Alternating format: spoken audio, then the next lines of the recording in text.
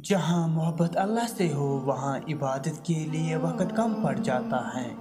दिल मुसलसल सुकून में रहेगा तो दुख के लम्हात में कुरान पढ़ा कर। अल्लाह की बेहतरीन नेमत मुखलिस दोस्त है। अल्लाह से तन्हाई में सरगोशी कीजिए, दिल तो क्या रूह पर भी असर पड़ेगा। वो अल्लाह जानता है दिलों के हाल भी, ख्यालों के राज भी। जिंदगी मोहब्बत के बगैर ऐसी है जैसे वो पेड़ जिसमें फूल हो न फल। हर ताल्लुक एहसास से शुरू होता है और खुदगर्जी की फिजा में दम तोड़ जाता है। वो कहीं न कहीं से वसीले बना ही देता है। वो अपने बंदे को तड़पता हुआ नहीं छोड़ता।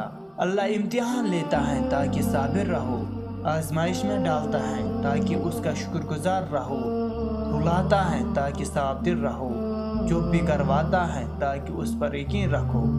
औरत को इज्जत की निगाह से देखा करो, तुम उसी के जरिए दुनिया में आए हो। दो चीज़ें अपने अंदर पैदा कर ले, चुप रहना और माफ़ करना, क्योंकि चुप रहने से बड़ा कोई जवाब नहीं और माफ़ कर देने से बड़ा कोई इंतकाम नहीं। मुफलिसी भी तोहमत हैं बेटियों के लिए, बाप गरीब हो तो रिश्ते नहीं आते।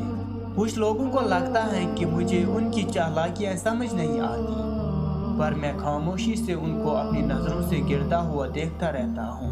दुआ के तीन पहलू होते हैं, या तो कबूल होती हैं या आखिरत के लिए ज़खीरा कर ली जाती हैं, या मुसीबत को टाल देती हैं मगर रद्द नहीं होती। तहजीब सिखाती हैं जीने का सलीका, तालीम से जाहिल की जहालत नहीं जाती। जो शख्स तुम्हारी नज़रों से तुम्हारी ज़रूरत को नहीं समझ सकता, उससे कुछ मांग कर खुद को शर्मिंदा न करो। रिश्तों की फिक्र करना छोड़ दे, क्योंकि जिसने जितना साथ निभाना है वो सिर्फ उतना ही साथ निभाएगा। दुनिया में अगर कोई अपनी जगह बनानी है, सबसे खूबसूरत जगह है किसी की सोच में रहना, किसी की दुआ में रहना और किसी के दिल में रहना। ख्वाहिशों को बेलगाम मत छोड़ो, ये बागी हो जाए तो हराम हलाल जायज़ नाजायज़ कुछ भी नहीं देखती। दूसरों की खामियां गिनने से फुर्सत मिले तो एक नज़र अपने आप पर भी डाल लीजिए।